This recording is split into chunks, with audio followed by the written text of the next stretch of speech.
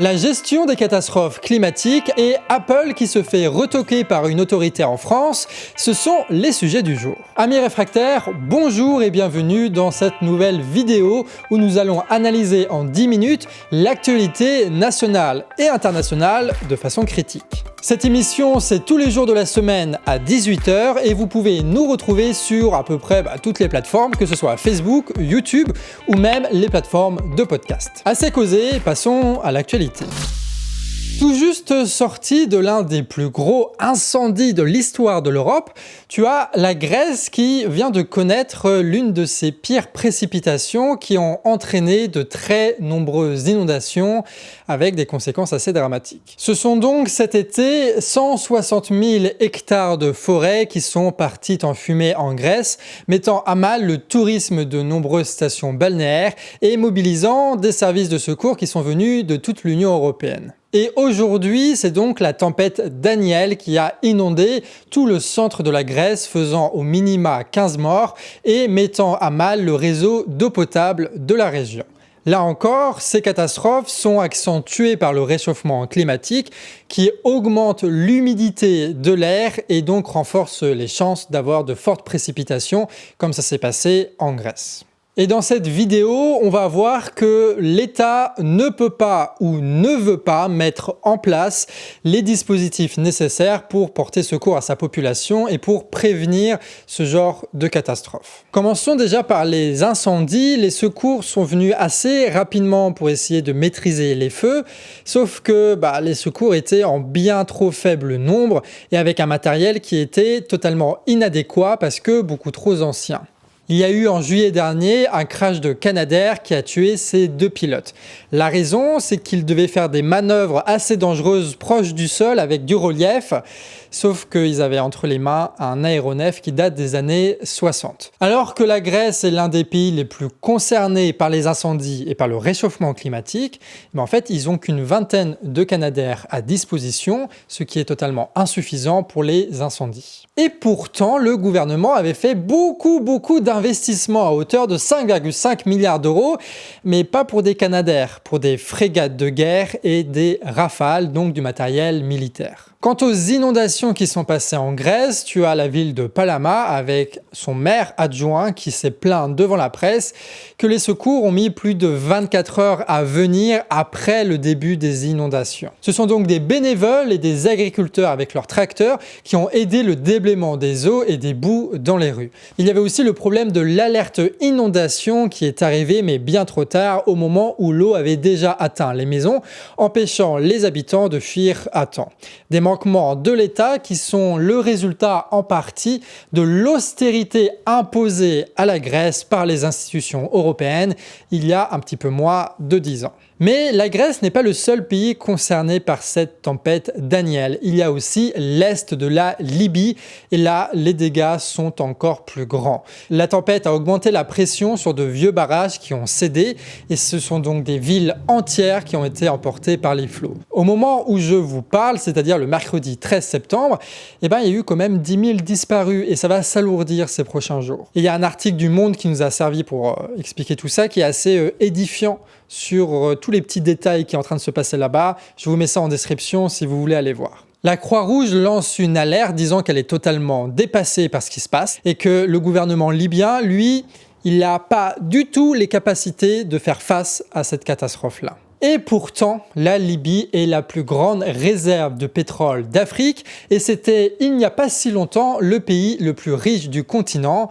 Ça, c'était avant l'intervention franco-britannique en 2011, la guerre franco-britannique en 2011, qui a mis le pays dans le chaos et l'instabilité. Aujourd'hui, tu as 2 clans soutenus par des puissances étrangères différentes qui se battent pour le pouvoir, rendant totalement impossible les investissements, la planification ou la rénovation des infrastructures. Résultat, l'État est incapable de gérer seul les conséquences du réchauffement climatique, créant encore plus d'instabilité dans la région. L'État français, quant à lui, a annoncé déployer en Libye l'Escrime. C'est une brigade d'intervention de la sécurité civile capable de se projeter à l'étranger et d'apporter des secours. Le gouvernement affirme qu'ils pourront alors traiter jusqu'à 500 personnes par jour. Il est donc important de comprendre que derrière tout ça, il y a deux événements.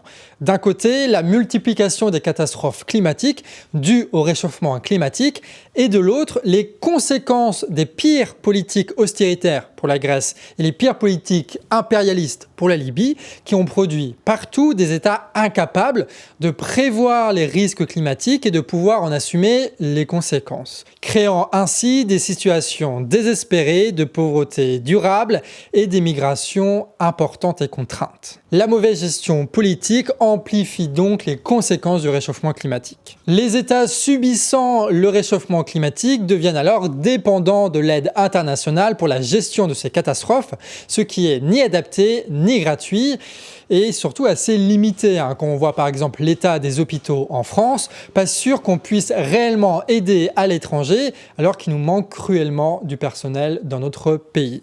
Et vu que les catastrophes sont en simultané un petit peu partout, l'aide internationale va très vite être réduite. Rien n'a donc été fait historiquement pour éviter le réchauffement climatique et aujourd'hui, rien n'est fait pour y faire face. Le profit à court terme crée le chaos à moyen terme et c'est ce qu'on observe aujourd'hui. L'objectif pour nous serait alors de changer les règles économiques, non pas pour exporter des bombes et une domination, mais pour reprendre les grandes entreprises que nous avons pour notre compte et installer partout où c'est nécessaire des hôpitaux, des labos, des infrastructures durables pour prévenir et pour encaisser les conséquences du réchauffement climatique. On passe maintenant au vite fait avec une histoire dont on vous a déjà parlé et qu'on va vous raconter la suite. Ce sont les arbres centenaires de Vichy qui ont été abattus par le maire pour adapter le parc des sources aux exigences des boutiques de luxe. Et qu'est-ce qui s'est passé depuis? Pas mal de choses. Il y a eu un hôtel qui a été placé au niveau du chantier face à une caméra de surveillance. Des manifestations ont été organisées ensuite par le collectif Vichy Climat Environnement. Un jeune couple s'est aussi attaché autour d'un arbre qui allait être abattu. D'après les témoins, la police a mobilisé 4 à 5 voitures et il y a eu de nombreuses menaces. Les militants se sont détachés, ont été envoyés au poste, la police essayant de comprendre comment le mouvement écolo est organisé. 1 heure après leur arrestation, l'arbre a été abattu. Un autre homme a quant à lui envoyé une lettre de menace de mort au maire. Il risque jusqu'à 5 ans de prison. Et ça, évidemment, il l'a organisé de son propre chef. Ce n'est pas du tout le collectif qui est à l'origine de ça. En souvenir, mais surtout en hommage, les militants ont récupéré des tronçons des arbres abattus. Et quand on disait au début de la vidéo que rien n'est fait pour prévenir les conséquences du réchauffement climatique, là, c'en est aussi un très bon exemple. Alors qu'il faudrait planter des millions d'arbres partout dans les villes de France, la ville de Vichy décide d'abattre ces arbres-là au profit de l'industrie du luxe, le tout rendu possible par l'action de la police. Dernier vite fait, on va s'intéresser à Apple qui sort l'iPhone 15. Voilà, ça a été annoncé hier, c'est incroyable. Alors en fait, c'est un téléphone et tu peux prendre des photos avec, c'est incroyable, ça coûte entre 1500 et 2000 € quand même. C'est assez cher et ça, c'est l'actualité que Apple veut nous montrer, sauf que tu en as une autre derrière qui est peut-être un petit peu moins reluisante pour la firme états-unienne, puisque son modèle 12 en France a été interdit à la vente. Pourquoi? Parce qu'il émettrait 43% de plus d'ondes que le seuil maximal autorisé.